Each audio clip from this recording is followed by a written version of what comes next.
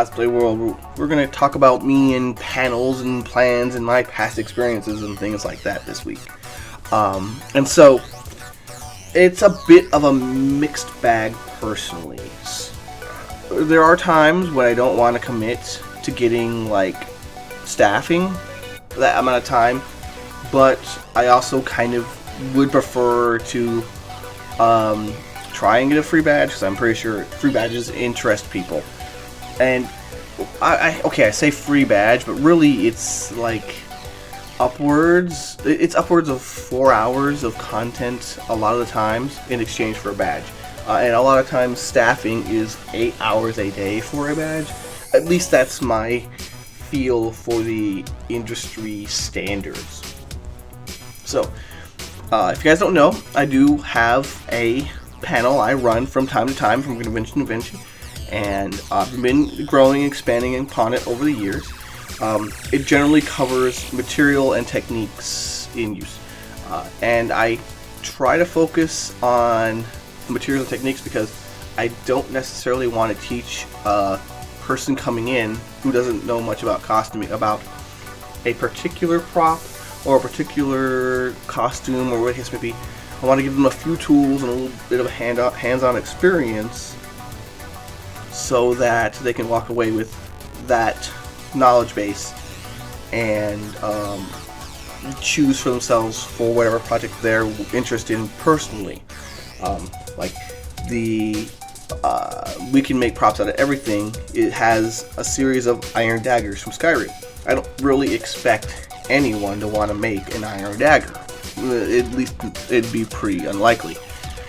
But if they could walk away with understanding how each individual dagger, which is made of a different material, is made, they could say, okay, I want to make this one thing, I think this material is the one for me.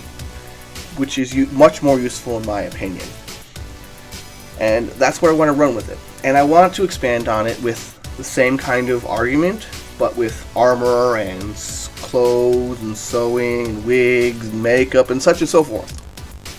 So that maybe you don't know how to make the specifics of one thing, but you had to have these tools, and you kind of get a little bit of hands-on experience where I let people hold the daggers and I go into detail and I show how they're made.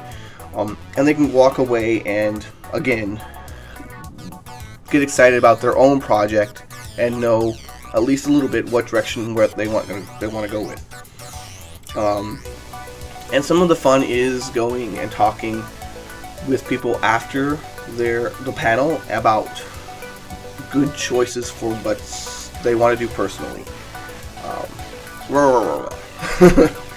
And I'm very much a structure first, and then you build upon that up to the edifice until you want it to be what you want it to be, so that it holds the other side of strong. Kind of person as far as my engineering is concerned. Background, I like to build it from the outside, from the inside out. Now, the experiences I've had with panels is mixed. Now, the incentive is aside from, we'll go into other incentive, but the base incentive is, which will come to mind for most people, a free badge.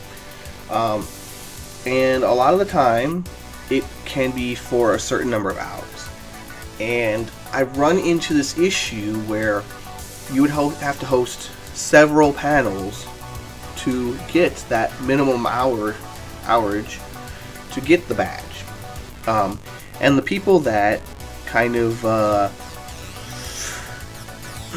schedule these things, they have a pick of a lot of variety, and so it maybe isn't purposely set up this way, but it ends up being impossible for any one individual on a particular topic to gain enough hours for that incentive of a free badge. And that gets to be pretty frustrating. But it could just be my personal bargaining skills, because I do know that it does happen with special events or more popular events, or maybe personal running into each other, right? Where they do get those things case by case. And so maybe I just need to make a better argument for the badge, which is like a pretty nice thing to have. It's a few bucks off the weekend for your time. And considering the investment in a lot of cases for panels, that investment varies hugely. It could be people bringing in hundreds of dollars of equipment, or they could just be sitting at a booth with a projector. So, I don't know. Maybe I need to make a better argument to these other conventions for my time. So the other thing that is good to do, but that's really beneficial for me personally, is to try to make a pitch. Like at the beginning and the end, I'm teaching people, but if I can get, say, my name in someone's head, if they can remember me, if they could come back and look at my YouTube or my stream, and I can engage with them later, awesome. And that can be worth your time. If I can get a commission out of it, awesome too. I always try to get my card out. It's a bit tricky to kind of not be a douchebag about it, but I'm working on that. I think if you guys have seen me streaming recently, I've been casting little plaster of Paris daggers. Those are eventually going to be turned into chocolate daggers, so that it's a little, hey look, a piece of candy and my card. It's the craziest thing. And that's for a commissioner, it's kind of a weird line to be on, where I will tell people how to do things, but also be a commissioner at the same time, and I need to find that middle ground where I can be honest and comfortable and help people make informed decisions, but at the same time, you know, pay a possible bill in the future. So working that out is interesting. Oh well. Moving forward with it, I don't know how like doing it by myself versus doing it with other people is going to work out, because I kind of want to be the informed person. The problem we run into is that every creator is going to have artistic differences and different opinions on these things, and so it's kind of confusing the audience to get mixed messages from multiple people. And I know that sounds kind of douchebaggery of like, I don't want your opinion, it's my panel, but I don't know how to get around that. That is kind of the thing. It's like, this is my opinion, but also having other people with me on the panel does have their particular insights, which I do value, and they kind of will. It's good to have someone else to interact with the crowd and keep them engaged, because guess what?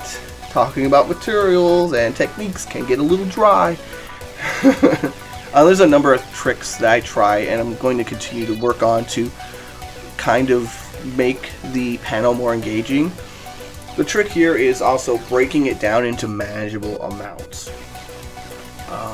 They're covering anything of any substance in an hour is really, really hard. 2 hours is really intense and difficult on the crowd, though. So finding that middle ground, usually in a panel you get an hour or 2 hours, right? Or half an hour or something like that. So breaking up into sizable chunks is difficult, and keeping people's attention is also difficult, and managing how the flow of the event goes is what is challenging to me as an instructor. As a professor or something like that. So it is something I'm working on, especially if I'm going to be doing a larger range of techniques. If I'm moving into armor, it might be its own panel. It might not be its own panel. If I'm doing props, armor, and sewing, it might be a single panel. And going into any particular detail on anything will be extremely difficult. It'll be just like, okay, people pick a subject, we're going to go on it. We're definitely not going to cover, in fact, my panels as they stand now, we definitely don't cover all of the topics that I have available. But, I don't know. It's finding that good midway point between just enough information to get their attention, but not too much attention that it's boring, or enough attention that's useful. It's actually useful, because I can tell you, oh, this is this and thing, and it's red. Well, I knew that walking in the fucking door. I don't know. One of those things I try and work out for myself. I don't know if other people run panels and their experiences, if they have any tips or tricks on how to get theirs through, or if it's just like a matter of knowing people or making that pitch correctly. I would be super interested in knowing, because I do want to do more panels. I do want to kind of spread my message and get my name known more, because that's another way to do like PR, is just kind of be everywhere and get that name in the books. But I will see you guys next time, and I hope you join me, because we're going to talk about something else. What it is, I haven't decided. I'll see you guys next time. Good times to all. Roar! Hey, looks like you made it all the way to the end. If you're interested in more new tutorials, con coverage, and other cosplay shenanigans every week, hit that sub button to get it delivered hot and fresh to you.